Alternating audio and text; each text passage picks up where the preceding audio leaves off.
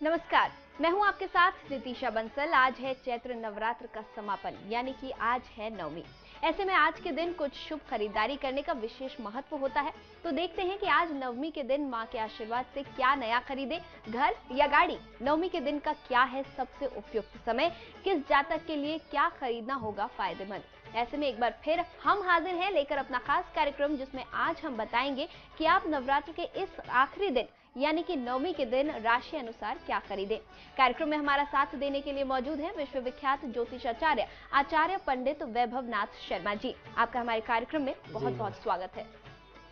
अगर आप भी जानना चाहते हैं अपने सवालों के जवाब, तो हमारे टोल फ्री नंबर्स पर कॉल कर सकते हैं। आप हमसे सीधी बात कर सकते हैं। हमारा टोल फ्री नंबर है 180010263003। आप इस नंबर पर मुफ्त में कॉल करें। इसके अलावा आप हमें हमारे लैंडलाइन नंबर्स 012046463332 और 012046463327 पर भी कॉल करके हमसे सीधी बात कर सकते हैं। सबसे पहले आचार्य जी, आपसे जानना चाहेंगे कि आज नवरात्र का 9वां दिन है और आज है मां सिद्धिदात्री का दिन, तो कैसे की जाए इनकी उपासना। जी बिल्कुल जी, आज की जो तिथि है वो बहुत ही महत्वपूर्ण है। आपने नवरात्र के 8 दिन तक जो भी साधनाएं की देवी दुर्गा की, जो भी आपसे बन पड़ा, आपने अपने तरीके से माता को प्रसन्न करने के प्रयास किए। आज है उन सभी प्रयास की सिद्धि प्राप्त करने का दिन, अर्थात मां सिद्धिदात्री की उपासना से अपने मनोरथ को सिद्ध करने का दिन। बहुत सारे लोगों ने आज अपने अनुष्ठान पूर्ण कर लिए होंगे, कुछ लोग अभी पूर्णाहुति की प्रक्रिया में होंगे। तो आज मैं आपको बताता हूं, क्योंकि नवमी कल तक रहने वाली है, आज संध्या काल तक रात्रि पर्यंत आप मां की साधना और आराधना कर सकते हैं। किस विधि से करनी है ये भी मैं बताऊंगा। मां दुर्गा अपने 9वें स्वरूप में सिद्धिदात्री के नाम से जानी जाती हैं। ये सभी प्रकार की सिद्धियां को देने वाली देवी मानी गई हैं। मां सिद्धिदात्री के जो स्वरूप है, जिसकी आराधना आज की जाती है, उनकी 4 भुजाएं हैं, इनका वाहन सिंह है और आप जो है वो कमल के आसन पर विराजमान है। इनकी दाहिनी तरफ के नीचे वाले हाथ में गदा और ऊपर वाले हाथ में चक्र है, तथा बाईं तरफ के नीचे वाले हाथ में हाथ ऊपर हवा में है और एक हाथ में शंख है और नीचे के हाथ में कमल के पुष्प हैं। कमल पुष्प लिए हुए माता का स्वरूप सुशोभित होता है। नवरात्र पूजन के 9वीं तिथि में, अर्थात आज के दिन, इनकी पूजा उपासना का विशेष महात्मा। यदि आज आप इनकी पूजा आराधना न करें, चूक जाएं, किसी भी कारण से छूट जाए, तो ये आपकी जो 9 दिन की साधना थी वो अपूर्ण रह जाएगी। इस दिन मां सिद्धिदात्री की उपासना से किसी भी उपासक को हर प्रकार के सांसारिक सुख, आपकी जो भी इच्छाएं हैं या जो आपकी आवश्यकताएं हैं वो पूर्ण होती हैं। अब मैं बताता हूं कि आज आपको कौन से मंत्रों के द्वारा माता की विशेष कृपा को प्राप्त करना है। आज आपने पूरे दिन में जैसे भी आपसे बन पड़ा आपने आराधना की, लेकिन इस मंत्र का जाप करिए तो आपको 9 दिन की साधना का पूरा पूर्णफल प्राप्त होगा। या देवी सर्वभूतेषु स्मृति रूपेण संस्थिताम नमस्तस्यै नमस्तस्यै नमस्तस्यै नमो नमः।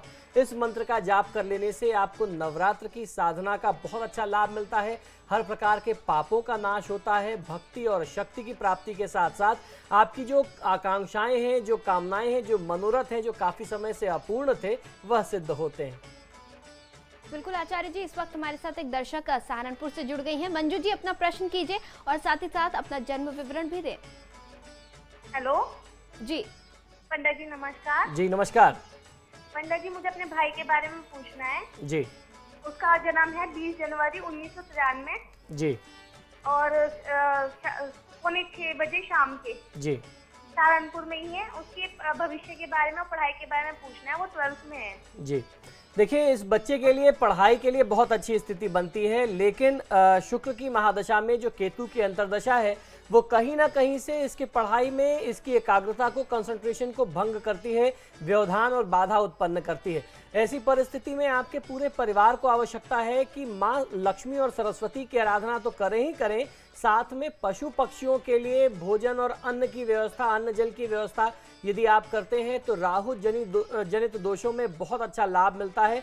आपको करना ये चाहिए कि अपने छत में या कहीं भी खुली जगह पे, आसपास पार्क में, गार्डन में, घर के बरामदे में आप थोड़े से बाजरे या सप्तधान्य जिसे बोलते हैं, 7 तरीके के धान, 7 तरीके के अनाज अगर आप मिला करके पशु पक्षियों के लिए रखते हैं, चींटियों के लिए आटे में चीनी मिला करके या चीनी का बुरादा शक्कर मिला करके यदि आप डालते हैं तो आपको बहुत अच्छा लाभ मिलता है। इस बच्चे की पढ़ाई में आपको बहुत अच्छा लाभ मिलने लगेगा। और चलिए अब हम बात करेंगे राशियों की, जिसमें सबसे पहले जानेंगे मेष राशि वालों के लिए कैसे मां की उपासना करनी चाहिए आज के दिन। मेष राशि वाले जातक लोगों को आज की तिथि में मां भगवती को सुहाग की सामग्री के साथ साथ, ये सुहाग की सामग्री तो आपको अर्पित करनी है, उसके साथ साथ गुड़ और काले तिल से बने हुए किसी भोग को अर्पित करना बहुत अच्छा लाभ देता है। यदि आप ऐसा करते हैं तो आपके मन में जो भी आकांक्षाएं हैं, जो भी मनोरथ हैं, खासतौर पे भवन भूमि प्राप्ति की जो आकांक्षा काफी दिनों से दबी पड़ी थी, माता की कृपा से वो पूर्ण होती है। और अब जानेंगे वृषभ राशि वाले कैसे करें मां को प्रसन्न। वृषभ राशि वाले जातक लोगों के लिए खासतौर पे सात्विक साधनाओं की पूर्ति के लिए भवन भूमि वाहन आदि सुख की प्राप्ति हेतु कुश से बने हुए आसन का प्रयोग करना है और उसको प्रयोग में लेकर के देवी दुर्गा की साधना आज आपको संध्या काल में करनी हो। जब आप अपनी साधना कर रहे हो तो माता को खोए का मिष्ठान देना है और खोए के मिष्ठान को ही देसी घी में भिगो करके आपको कुछ आहुतियां देवी के मंत्रों से अवश्य देनी चाहिए, आपको बहुत अच्छा लाभ मिलेगा। और चलिए अब जान लेते हैं कि मिथुन राशि वाले कैसे पाएं घर गाड़ी का सुख। मिथुन राशि वाले जातक लोगों को आज नवमी की तिथि में महागौरी स्वरूप की उपासना से विशेष फल प्राप्त होते हैं। ललिता सहस्त्र नाम का पाठ आपको कर लेना चाहिए, ये आपके लिए कल्याणकारी होगा। खासतौर पे जो अविवाहित कन्या हैं उनको आज निश्चित तौर पे उपासना करनी चाहिए और ललिता सहस्त्र नाम का पाठ करना चाहिए, इससे आपको उत्तम वर और घर की प्राप्ति होती है। और हमारे साथ इस वक्त एक दर्शक जुड़े हुए हैं। अशोक जी, अपना प्रश्न करें और अपना जन्म विवरण भी दें। नमस्कार पंडित जी। जी नमस्कार, बताइए। 29 जुलाई 1954 जी। साय 1915 जी। कैथल हरियाणा। जी। माँ बाप द्वारा छोड़ी गई संपत्ति हमें कैसे मिले? भाई के साथ विवाद है, उसका कोई उपाय बताए। कल भी पूछा था पर लाइट होने की वजह से जी नहीं सुन पाए। जी देखिए, आपकी जन्म पत्रिका के अनुसार मैंने बताया कि आपकी कुंडली में बहुत गंभीर तरीके से पितृदोष बन रहा है। पितृदोष के कारण आपको परिवार की तरफ से सहयोग नहीं मिलेगा, जो आपके सामने है। सहयोग न होने के कारण ही वाद विवाद बढ़ता है। तो भाई बंधु के साथ कुटुंब में वाद विवाद आना, पैतृक संपत्ति को लेकर के वाद विवाद आना, इसका एक बहुत प्रमुख कारण आपकी कुंडली में जो बन रहा ये पितृदोष है वो है। उसके जब आप निवारण कर लेते हैं, पितृदोष की शांति के लिए त्रिपिंडी श्राद्ध किया जाता है। अब श्राद्ध पक्ष तो है नहीं, पितृपक्ष में वो करना चाहिए। अब आपकी जैसी परिस्थिति है, इस इमरजेंसी की सिचुएशन में आपको किसी भी अमावस्या की तिथि में ये अनुष्ठान कर लेना चाहिए। त्रिपिंडी श्राद्ध आप कर सकते हैं, उससे आपको लाभ मिलेगा। और उसके बाद गुरु के यानी बृहस्पति के वैदिक मंत्रों का जाप करा करके शांति कराएं। सूर्यदेव को नियमित जल दिया करिए अपनी पूजा में, तो ये जो कोर्ट कचहरी का मामला है, पैतृक संपत्ति को लेकर के भाइयों में वाद विवाद है, ये दूर हो जाएगा। और इस वक्त पूनम जी हमारे साथ जुड़ी हुई हैं। अपना प्रश्न करें और जन्म विवरण भी दें। नमस्ते पंडित जी। जी नमस्कार पंडित जी, मेरा नाम पूनम है। मेरा जन्म है 28 फरवरी 1972 जी।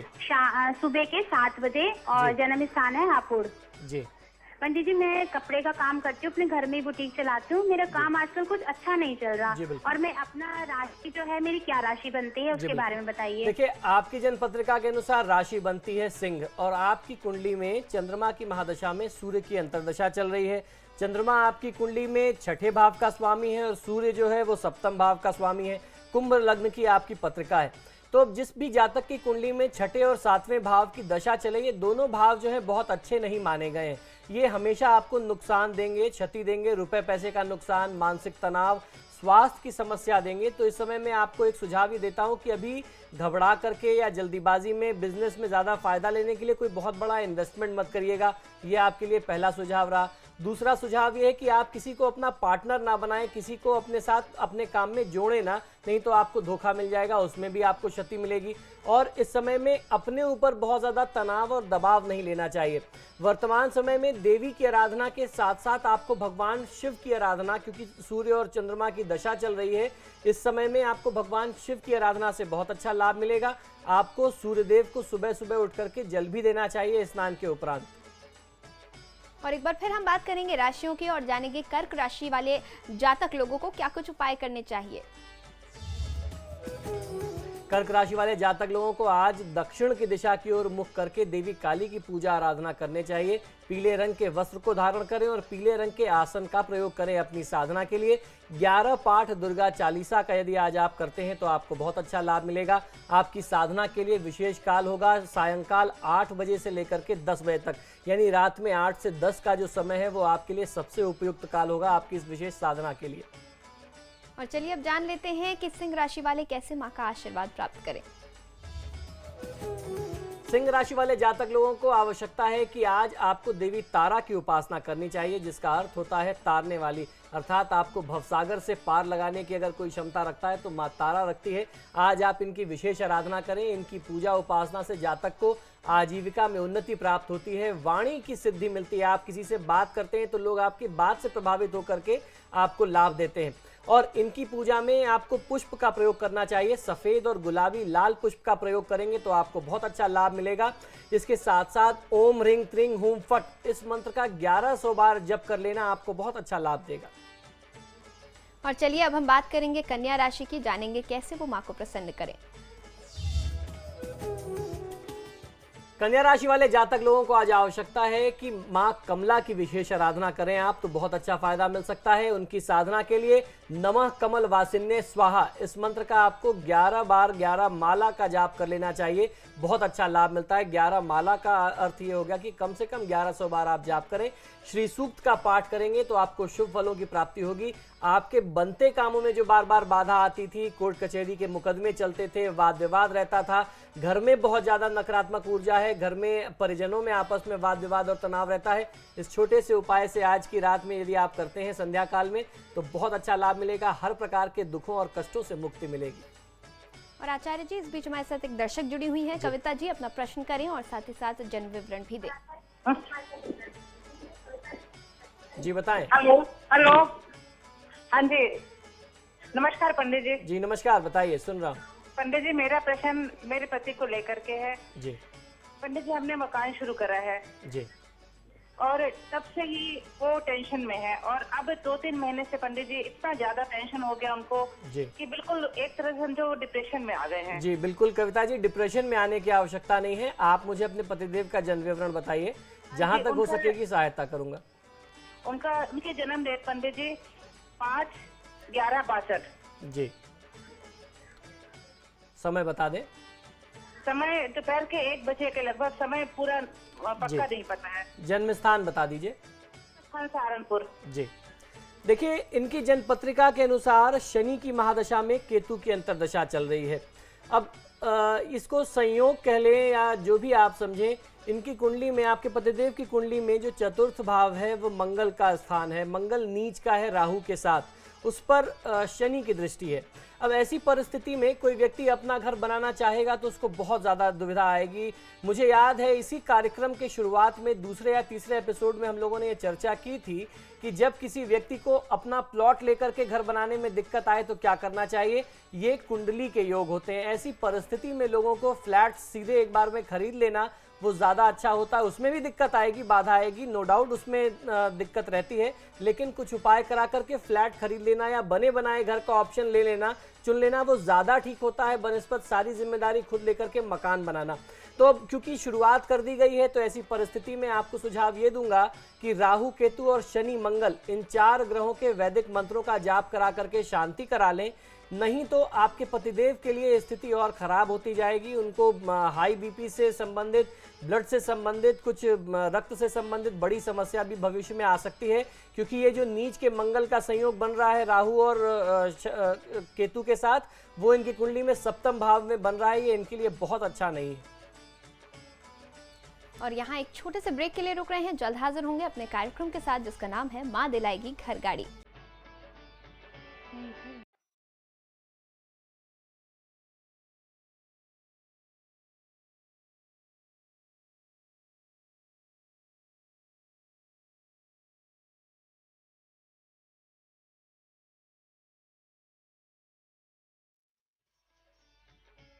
ब्रेक के बाद आप सभी का एक बार फिर स्वागत है। अब हम बात करेंगे राशियों की और जानेंगे तुला राशि के जातक लोगों को क्या कुछ उपाय कर मां का आशीर्वाद प्राप्त हो सकता है। तुला राशि वाले जातक लोगों को आज आवश्यकता है कि माता की विदाई से पहले मां भगवती को गुलाब के पुष्प और दूध से बनी हुई अच्छी सी रबड़ी का भोग आप लगाइए, अनार व पेठे का भोग आप अर्पित करें और उसके बाद गूगल की धुनी देकर के माता की आप विदाई करेंगे तो आपको बहुत अच्छा लाभ मिलेगा।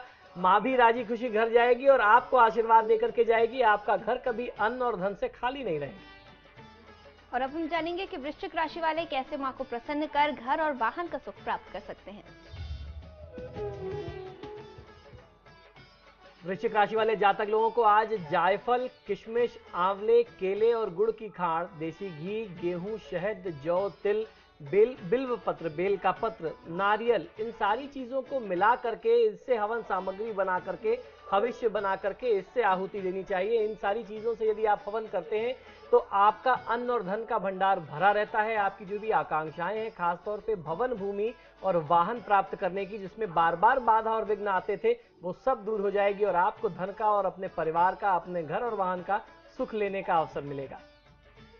और अब हम जानेंगे कि धनु राशि वाले कैसे मां भगवती का आशीर्वाद प्राप्त करें। धनु राशि वाले जातक लोगों को आज मां भगवती को गेंदे के पुष्प के साथ साथ मक्खन का भोग और नवरस का भोग अर्थात 9 प्रकार के अन्न का भोग, 9 प्रकार के फल का भोग अर्पित करना चाहिए। ये आपके लिए सर्वोत्तम रहेगा। इस छोटे से भोग को आप अर्पित करिए और देवी माता की कृपा आप बटोरिए। इस वक्त एक दर्शक हमारे साथ जुड़े हुए हैं। ओम प्रकाश जी, अपना प्रश्न करें। जी बताएं। सर प्रकाश निक्की से नाम है मेरा। जी बताइए। सर मैंने अपनी राशि के बारे में पूछना है। जी डेट ऑफ बर्थ, टाइम बताइए, जन्म समय और जन्म स्थान बताएं, विवरण बताएं। 21 जून 1980। जी समय बता। जन्म है मुरादाबाद। समय बता दें। और सर समय है रात 6:05। जी सर शाम को 6:05।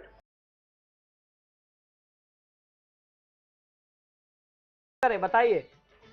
हाँ सर राशि के बारे में पूछना है, सर्विस के बारे में, लगेगी नहीं लगेगी। जी देखिए, आपकी जन्म पत्रिका के अनुसार आपकी कन्या राशि बनती है ओम प्रकाश जी, और बृहस्पति की महादशा में शनि की अंतरदशा। ये समय आपके लिए बहुत अच्छा समय है। आप यदि माँ लक्ष्मी और भगवान श्री विष्णु की आराधना करते हैं तो आपको बहुत अच्छा लाभ मिल सकता है। साथ में आपको नियमित दिनचर्या में एक पाठ हनुमान चालीसा का भी अवश्य कर लेना चाहिए। ये आराधना आपको बहुत अच्छा लाभ देगी। आपके व्यापार में, आपकी नौकरी में इस समय वृद्धि के संयोग बनते हैं। आप नौकरी पेशा व्यक्ति हैं, आपको प्रमोशन मिल सकता है। आय में वृद्धि के संकेत दिखाई देते हैं बृहस्पति देव की कृपा से। तो भगवान विष्णु, माँ लक्ष्मी और हनुमान जी की कृपा आप प्राप्त करिए और अपने जीवन को सुखमय बना लीजिए। और एक बार फिर हम बात करेंगे राशियों की और जानेंगे मकर राशि वाले कैसे मां का आशीर्वाद प्राप्त करें, घर और वाहन का सुख प्राप्त करें। मकर राशि वाले जातक लोगों को आज आवश्यकता है कि दूध और चावल से, मेवे से पूरी श्रद्धा के साथ आप एक माता के लिए थोड़ी सी खीर बनाइए और चंपा, कमल के पुष्पों को, इन सारी चीजों को एकत्रित करके माता को आप अर्पित करें। उनको आप ये भोग लगाएं और इन पुष्पों से आप उनका अर्चन करें। पारिवारिक सुख, धन और हर प्रकार की वृद्धि के लिए ये प्रयोग बहुत अच्छा लाभ देता है। ये प्रयोग आज आप लोगों को अवश्य कर लेना चाहिए। और अब हम जानेंगे कि कुंभ राशि वाले कैसे इस नवरात्र मां का आशीर्वाद प्राप्त करें। कुंभ राशि वाले जातक लोगों को मां कूष्मांडा की साधना आज नवमी की तिथि में विशेष फल देने वाली होगी। दुर्गा देवी के मंत्रों का जाप कर लेना चाहिए। देवी कूष्मांडा जो है वो बलि प्रिय, अर्थात उनको बलि प्रिय है। आप नारियल की भी बलि दे सकते हैं और सबसे बड़ी जो बलि है वो आपकी अपने अंदर की जो असुरी प्रवृत्तियां हैं, आपका अभिमान है, घमंड है, दरिद्रता है, बुराइयां हैं, अपने अंदर की जो बुराइयां हैं आप माता के चरणों में आज निवेदित करिए और अपने जीवन को सुखमय बनाइए। इससे बड़ी बलि माता के लिए और कुछ नहीं हो सकती आज। और अब हम जानेंगे कि मीन राशि के जातक लोगों को क्या कुछ उपाय करने चाहिए आशीर्वाद प्राप्त करने के लिए। मीन राशि वाले जातक लोगों को आज नवमी की अंतिम तिथि में मां त्रिपुर भैरवी की पूजा खास फल देने वाली होगी। आज की तिथि में आपको माता त्रिपुर सुंदरी की पूजा करनी चाहिए। अब मैं आपको बताता हूं कौन से मंत्रों का आपको जाप करना है उनकी साधना के लिए। ऐं क्लीं सौ सौ क्लीं, इस मंत्र की 21 माला का यदि आप जाप आज कर लेते हैं और उसके साथ साथ भैरवी त्रैलोक्य विजय कवच का पाठ करते हैं तो समझ लीजिए कि किसी भी प्रकार की बाधा आपके कामों में नहीं आएगी। आपका जीवन जो है वो सुखमय होगा और कष्टहीन हो जाएगा। हर प्रकार के कष्टों से सुरक्षा करती रहेगी मां भगवती आपकी। तो उम्मीद करते हैं सभी राशि के जातक लोगों ने उपाय ध्यान से सुने होंगे, समझ लिए होंगे और माँ भगवती आप पर अपनी कृपा बनाए रखेगी। आचार्य जी, अक्सर ये देखा गया है कि लोगों के यहाँ धन होता है, संपत्ति होती है, सब कुछ होता है, लेकिन जो सुख है वो उन्हें नहीं मिल पाता, आपस में कलह होती रहती है। इसकी क्या वजह है, क्या उपाय इसके लिए किए जा सकते हैं वास्तु अनुसार? जी बिल्कुल, देखिए इसमें वास्तु के कई सारे कारण होते हैं। सबसे बड़ी चीज इसमें यह है कि एक तो जो घर के कुछ सेंसिटिव कॉर्नर्स हैं वास्तु में वो दूषित हो जाते हैं, जिसमें सबसे ज्यादा शुद्ध होना अनिवार्य होता है ईशान कोण का, जिसको देवता का स्थान, उसका नाम ही ईशान कोण है, अर्थात ईश का स्थान है। तो उस स्थान का शुद्ध होना, विशुद्ध होना बहुत ज्यादा अनिवार्य है। दूसरी सबसे बड़ी गलती अक्सर लोग ये करते हैं कि घर में ये ध्यान ही नहीं देते कि कौन सा कोना किसके लिए होता है। किसी भी कमरे को कोई भी व्यक्ति चुन लेता है अपने लिए, वहीं से सारी समस्या खड़ी होती है, सारी समस्या आरंभ होती है। घर में मास्टर बेडरूम की जगह साउथ वेस्ट कॉर्नर जो होता है, दक्षिण और पश्चिम का कोना जो होता है, वो घर के वरिष्ठ व्यक्ति का होता है, जो घर का कर्ता धर्ता है, जो घर का सर्वे सर्वा है, जो गृहस्वामी है। यदि उसको उसके स्थान पे न रखा जाए, अब घर में कोई छोटा बच्चा है, उसने साउथ वेस्ट कॉर्नर में अपना कमरा बना लिया, अपना बेडरूम बना लिया, तो अब ऐसे में क्या होगा कि वो मालिकाना व्यवहार करने लगेगा। उसका बर्ताव जो है वो ऐसा हो जाएगा कि उसके सामने गृहस्वामी को झुकना पड़ेगा।